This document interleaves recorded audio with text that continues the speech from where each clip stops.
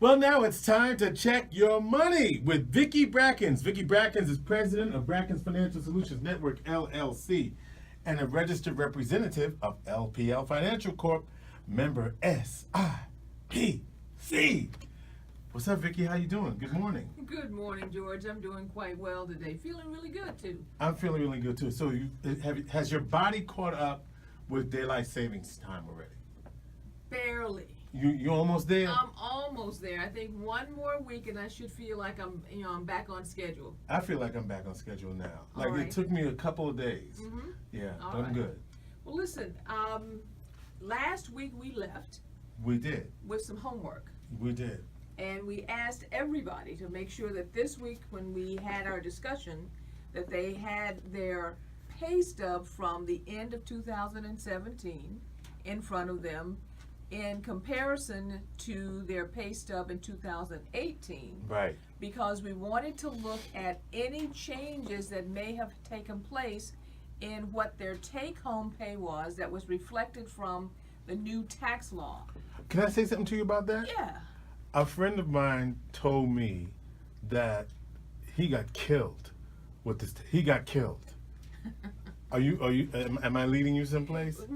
I want to make sure he got killed by what? What happened? Did he say he got killed? He had to pay. He had to pay his tax. Had to pay tax. Really had to pay. Like he got hurt All right. by the new tax change. Yeah, well, it depends on, for many people, where you fall in those brackets. Right. In some cases, it's just a loss of your refund because that refunded amount that you were accustomed to getting was now dispersed across the year in your actual increase in your take-home pay. Right. But for others, because of loss of deductions or cap-outs, For deductions. or property, if you happen to be in a state where there's now a property tax cap as far as what can be written off, or a charitable contribution cap, for some of those individuals who were accustomed to doing those types of things, then you might, as you said, feel like you got killed. Well, that's what he said. I understand. Okay, all right. So back to our original topic last week, which was what are you going to do if you were planning on that refund coming and having that infusion of cash, Right. and then suddenly you don't have that, yet you've lived your life as though you had this extra money coming in April. How are you going to offset that? And this week was about actually setting out a strategy to account for that. We can't do anything about what's happened in the past, That's right. but to make sure that we don't get caught flat-footed again in the future. And that was about creating an expense flow chart. Now, I told everyone to go to Excel. I hope everybody did that. Did you, everybody? Crickets. Okay. All right, okay. So, why did I want you to go to Excel? Excel has some amazing tools Right. there, and they have all types of forms and things that are pre-populated or have the basic outlines of some of the things that we're going to do over this next year. There is an expense flow calculator there where the layout Can is you already explain done. what you mean by go to Excel? What do you mean? Okay, if you have Microsoft Word. You're talking about Excel program, right? Exactly. I'm sorry. Yes. Thank you. I'm Yes, sorry. yes. Okay. I just want to wait. Where's that Where's bell the at? bell? Ring the bell. Okay. No, Excel is not a place down the road at No. the shopping mall. Right. Or is it I got it, but I was like, okay, yeah. Okay, in your computer, Uh-huh. if you have Microsoft Word as your basic operating In the system, Office suite. in the Office suite, Yes. you have something called Excel. Excel. That's okay? right.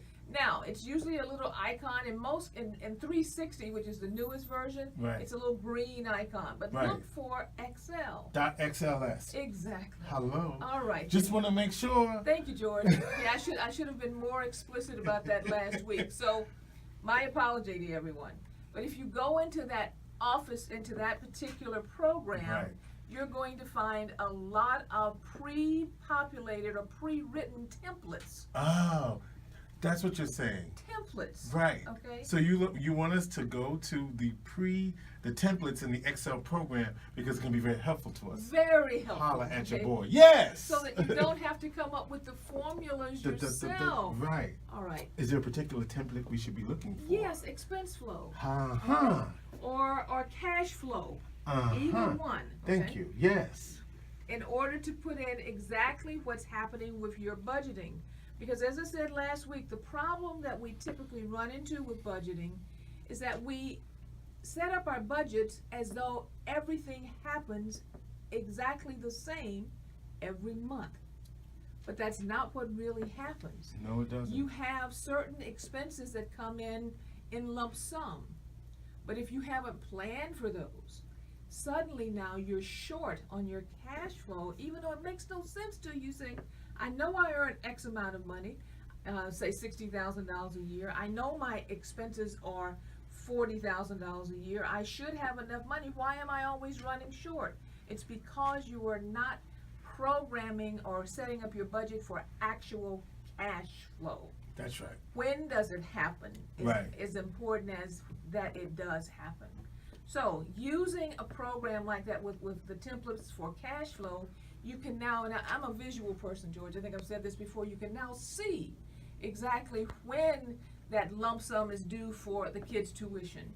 You can now see exactly when that lump sum payment is going to be due for the pledge that you made to your congregation as far as your church is concerned. Right. That's right. You can now see when your fraternity dues are coming up. You can see those things so that you're setting aside the funds necessary prior to all of a sudden getting the bill and wondering how we're going to come up with these things. Sure. Okay.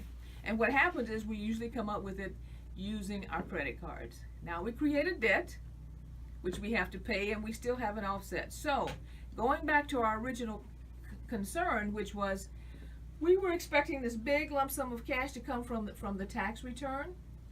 This year, for 2019, you need to actually set up your cash flow budget. Add the word to the budget, cash flow. Cash flow budget, which is about the timing of expenses. Yes. Along with our ongoing day-to-day regular expenses, and look at how you need to plan out the expense budget throughout the year. Now, for those of you who created a debt, and we now have to get out of debt because we thought we had this lump sum coming. Yes. All right, so we're going to have to do a side budget. And the side budget is basically to look at that debt was $2,000. I'm just going to use a number here. Okay? How many months still left in the rest of the year? Well, let's see. There are 9 months left. There are 9 months left. Yes. Take that expense divided by 9. That's how much extra you need to apply toward that particular expense, along with what your typical or your regular cash flow budget is, so that you can zero that out by the end of the year. Now, okay, you ready, George? I'm ready. Okay, so for anyone who has any additional questions, because that's a lot of work, and I wanted to say this. If you need help with budgeting, we have a guide that we're going to add to the website, okay? Okay. So that it'll walk you through cash flow, it'll walk you through the steps that we were just discussing. BrackensFSN.com. At BrackensFSN. Thank you, at BrackensFSN.com. But if you have any additional questions, you can always reach us at info@BrackensFSN.com, or you can call us at 315-930-4499. At this point, George, I'll say our plate is full. It certainly is indeed. All right. There she is, America's Money Maven, Vicki Brackens. Vicki Brackens is president of Brackens Financial Solutions Network, LLC, and a registered representative of LPL Financial Corp, member SIPC.